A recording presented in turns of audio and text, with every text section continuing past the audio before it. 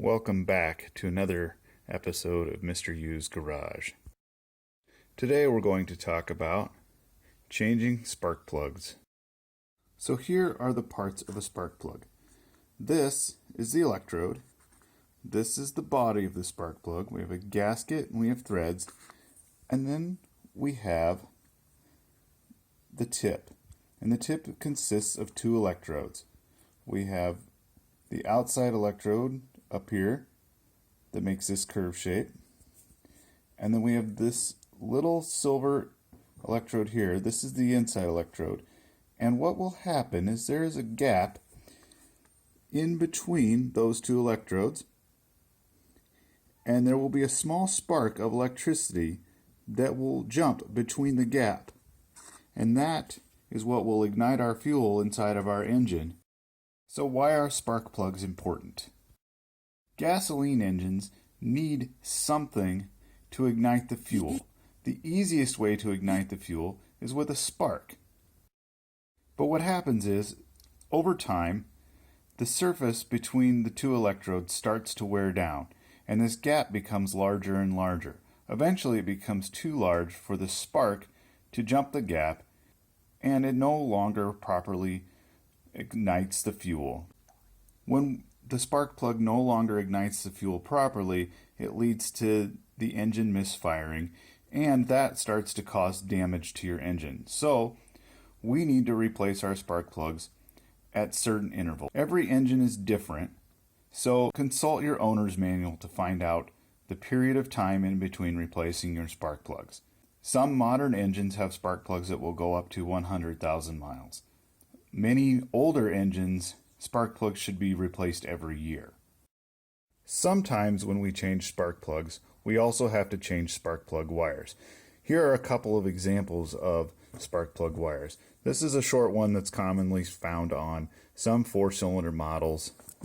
This is a longer one that you will find on an inline 6 engine from a Jeep Cherokee. Most of the time you purchase them as a set. They come with all of the wires that you need. However, many modern engines don't use spark plug wires at all. They have something called a coilover system, and so you won't even need to worry about spark plug wires. So the best thing to do there is do a little research and find out what your engine has.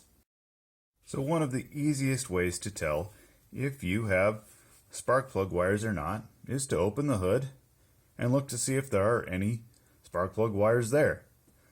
On this 1987 Jeep Cherokee, there happens to be spark plug wires. The spark plug wires themselves sit on something called a cap.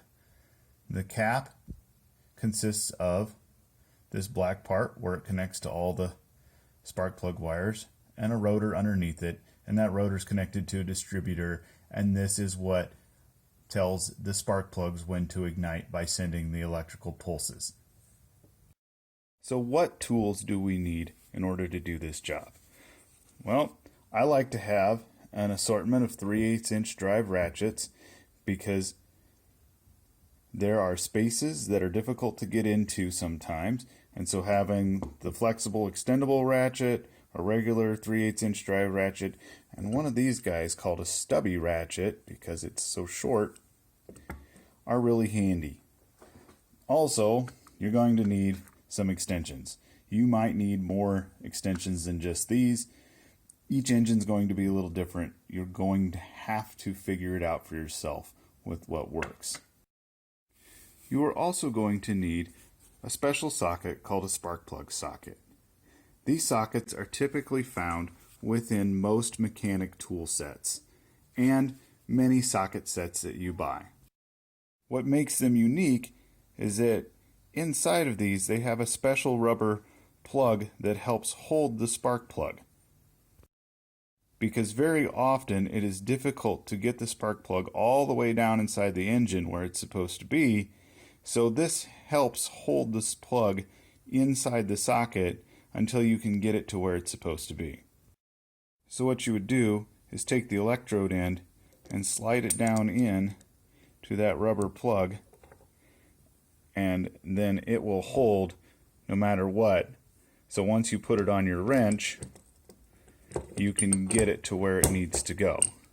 So you can see now that the spark plug won't fall out of there. There's one more tool that you will need to complete this job. This is a gap opener. A gap opener works like this. You slide the coin into the gap between the two electrodes, and you start to work it up the ramp until you get it to the specified opening that you want.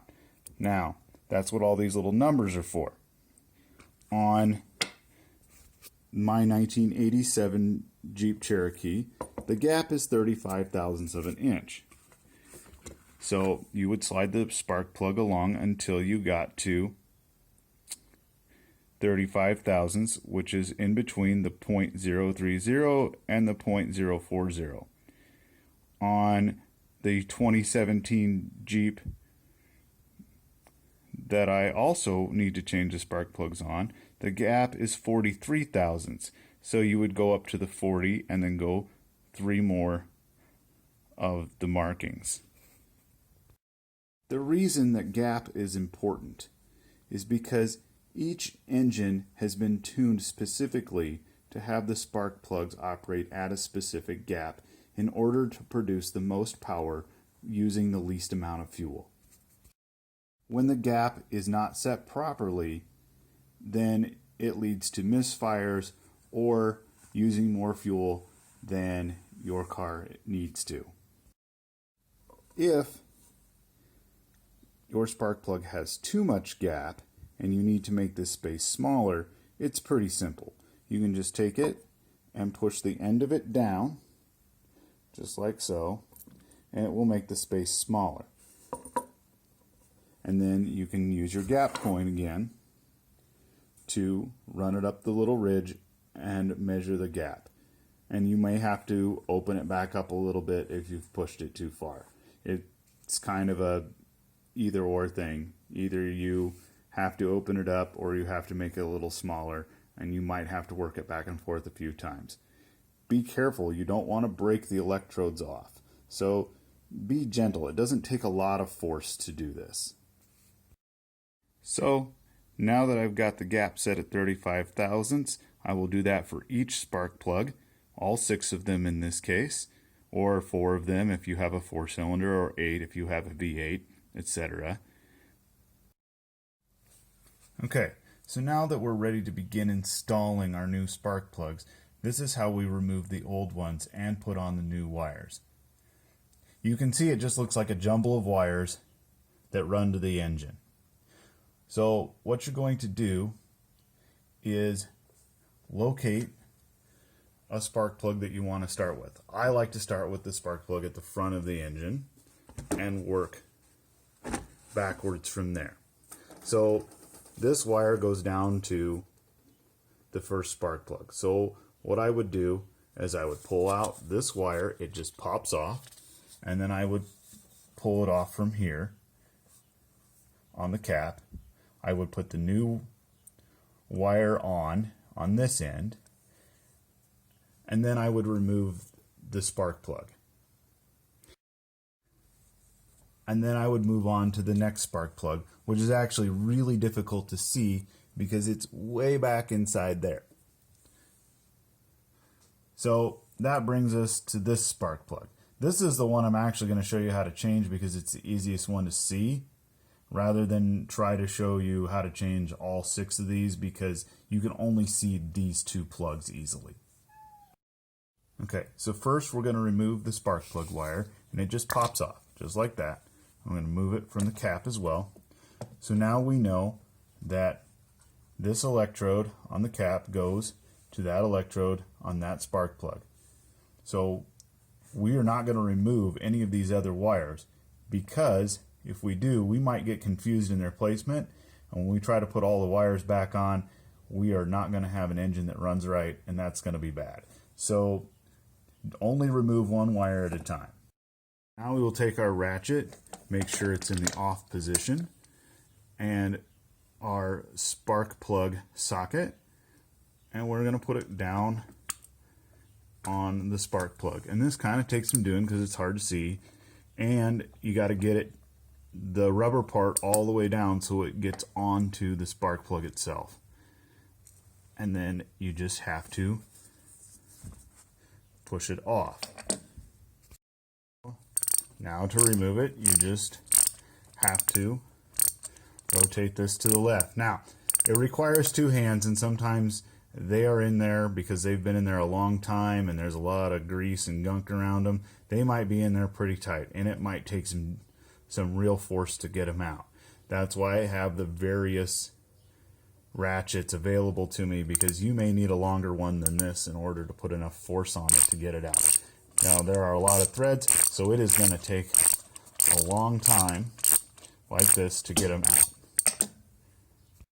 So once it becomes really easy, it usually comes out and you have your old spark plug.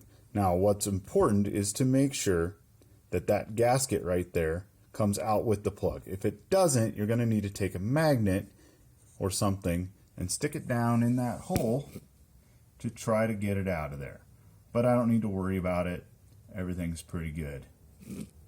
Also, try not to knock any grease or gunk down in that hole, because that goes right inside your engine. You really don't want that. So now we can install the new one. Take your spark plug and slide it up inside, just like that, and you can move it back to the hole. Now, once you have it to the hole, make sure that your ratchet is turned to the on position, and you want to start very slowly, and sometimes I do it by hand just with the extensions, and you want to very slowly just twist it in. Make sure the threads are going in easy, because if they don't, you're going to be in trouble, because cross-threading one of these would be very bad. So you may want to start out without the ratchet head on there and just turning it like this by hand, because they'll start in fairly easy, and in fact you can get it almost all the way tight just by doing this. So once you get it hand tight, then you can use your ratchet to finish it up. And you really don't have to get this thing super tight. Some engines actually have a spec where you're going to need the torque wrench to know exactly how tight to get it, but hand tight with just a short ratchet like this is enough. So then you pull your wrench out of there, and now you take your new spark plug wire and put it on. So now take your new spark plug wire and put it on the cap and push it all the way down, and it'll usually make a click sound to let you know. And then you take your wire and that goes to the engine, and you push it on, and it usually makes a satisfying little click that's kind of hard to hear, but you can usually feel it. That's all you need to do. And now do the same thing for the next one and the next one, and so on, all the way until you've done all 6. We looked at a 6-cylinder engine, and now we're also going to look at removing the spark plugs in a 4-cylinder modern engine as well. With a more modern engine, you're going to want to make sure that you disconnect the battery before you start with removing the spark plugs. So you don't have to disconnect both sides of the battery, just the negative side. And so all you need to do is loosen the bolt on this, what they call a terminal, and once you have it loose, it will just pull off. And you just push it down out of the way so it doesn't touch. As long as it's not touching the terminal, it can't move electricity, and you will be safe. Because when you pull the coils off of the spark plug, you might get shocked otherwise. So these are the coils, and this is what one of them looks like when it's taken out. In order to remove one of these coils, there is a screw back here, and it holds the coil in, and you just unscrew it. Now this particular one has a Torx that is used to unscrew it, Most of them are actually Phillips, which is that little cross head screw that you see, or it looks like a plus sign. However, this one happens to take a Torx, which is the little one that is shaped like a star. So you're going to have to look before you actually install these to know what you're going to need, because you may not have a Torx on hand, so you might have to go buy a bit set. So once you remove the screw, you just grab a hold of it and pull it, and it just pulls right out. Now, I would not do this way if I were you.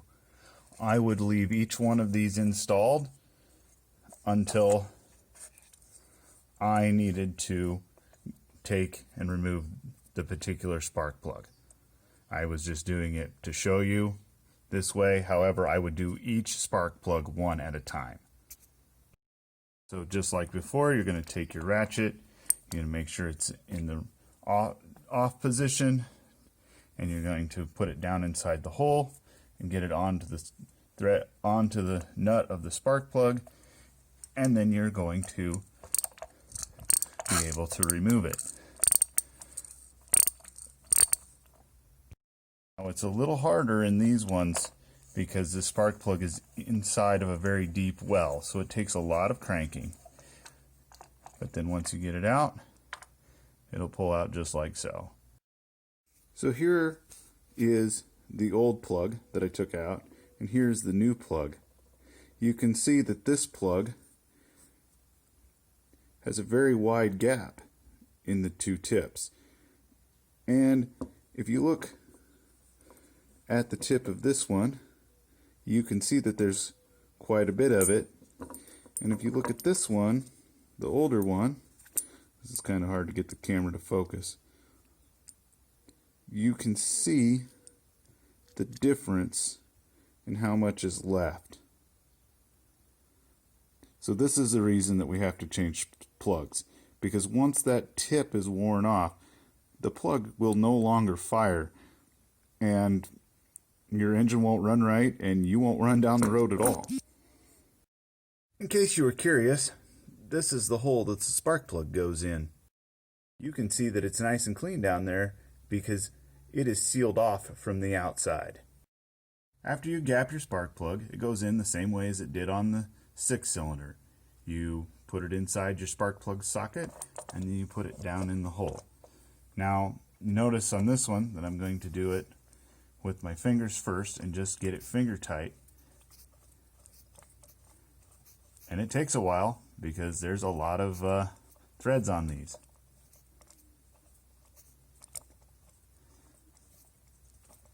And then once I have it tight enough that I can't use my fingers anymore, I'll put my ratchet head on it, make sure that it's in the on position, and I will tighten it up. Now there's one extra step with this engine that we didn't do on the other one. This engine says that the torque setting for our spark plug needs to be 18 foot-pounds. So I've gone ahead and set our torque wrench to 18 foot-pounds. And now I will tighten it down to 18 foot-pounds.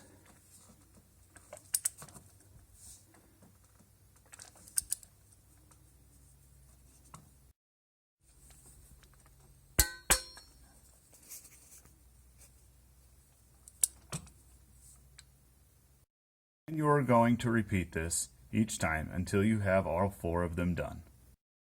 Okay, now that you have your spark plug installed, you just need to take and put your tube back down on it, and you just slide it in and push it down, and it clicks, and that's it. And then all you need to do is take and put your screws back. So you just screw those back down until they're tight. And once you've done that, you're all done. Put your engine cover back on, start it up, and drive it away. Also, make sure you hook your battery back up. Otherwise, your car won't start. Just got to make sure that you go back to the right with your nut down here, and it's back on good and tight. so this won't come up. Now go start your car. So once you're done, you should be able to get in, start it up, and it should sound great.